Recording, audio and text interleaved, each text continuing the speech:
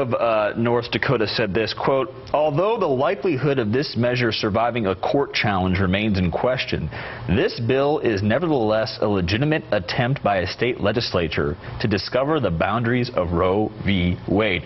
Fascinating, Nathan. This is almost saying, okay, we're going to do this to get a Supreme Court reaction, which could set up, I mean, if we thought the health care law and we thought that same-sex marriage was huge, this would be the absolute Super Bowl of Supreme Court cases, most likely, if it came forward in the next year. Right, and this is a case where you have states' rights issues, you have a case where elections matter. We've been talking about the presidential election mattering, but this is where state legislative elections matter, because this is, then they can produce legislation that they want. But I think what's interesting about this is that for the Republicans, there's no isolation anymore. What happens in North Dakota doesn't stay in North Dakota, and now it's going to force other Republican leaders, other Republican candidates, I think, to talk about this issue, for months to come, because of what they're doing in one legislature in one of 50 states. So remember, part of the GOP autopsy was not to talk about these types of contraception issues, which could offend a lot of younger women. Is there a worry this puts it back in the forefront? I think that's the mentality of what I call the Rovian establishment GOP. I think that the pro-life movement in the country is growing.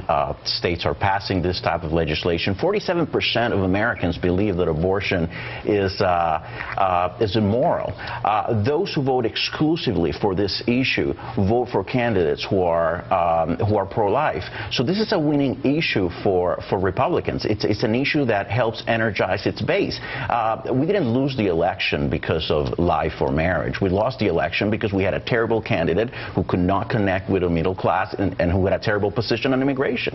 As Democrats, they'll like to run on this issue as well recently. I mean, there is even, I guess, a critique of Republicans. They called the convention the abortion jamboree, but it was very much a significant issue with Sandra Fluck and everybody else.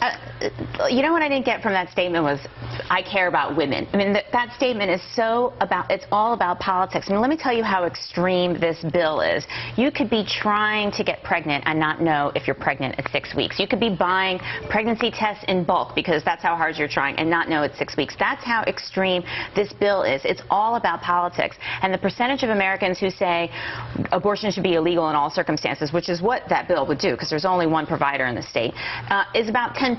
So it's not a winning issue. Two-thirds of Americans think that Roe v. Wade should be protected.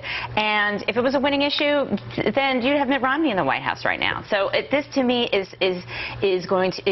the legislative version of Todd Aiken, essentially. And it's something that all Republicans now are going to have to comment on. Legislative version of Todd Aiken? Not at all. Again, most people, you may have the majority of Americans saying, yeah, let's not ban abortion, but that doesn't mean that that's the issue that they vote for. Again, those who vote exclusively on the issue of abortion, the majority vote for candidates who are pro-life.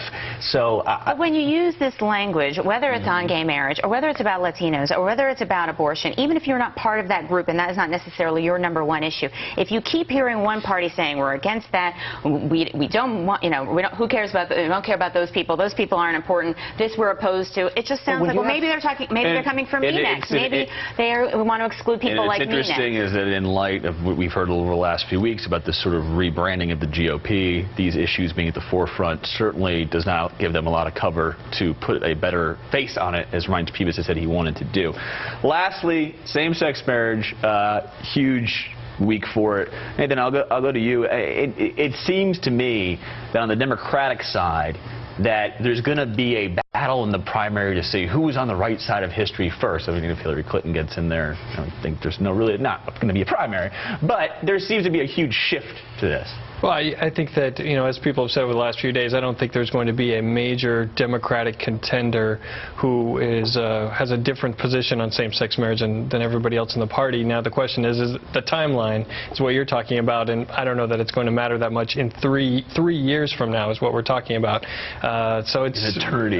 Well, one of the things on same-sex, I think that we sometimes think, well, look at the polling, and because younger voters are more likely to be open to same-sex marriage, that, well, that's a winning issue for Democrats, but that's assuming that that's the issue that's going to decide the future elections. I mean, there's a wide range. There's a lot more in unemployment, but nevertheless, You think the GOP will evolve on this? I asked Ryan Peebles this last week. I mean, he's 41 years old. By the time he's 50 years old, 9 years from now, will the GOP still be fighting this fight? What do you think?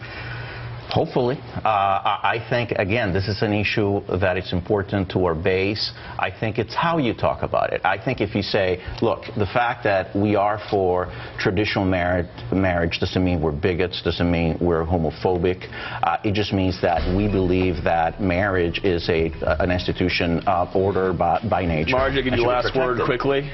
Well, look, I mean, 3/4 of Americans say 20 years from now, most or all states are going to allow gay marriage. So, you know, so that's something that Republicans need to think about what side they're going to be on. Shameless plugs, go around.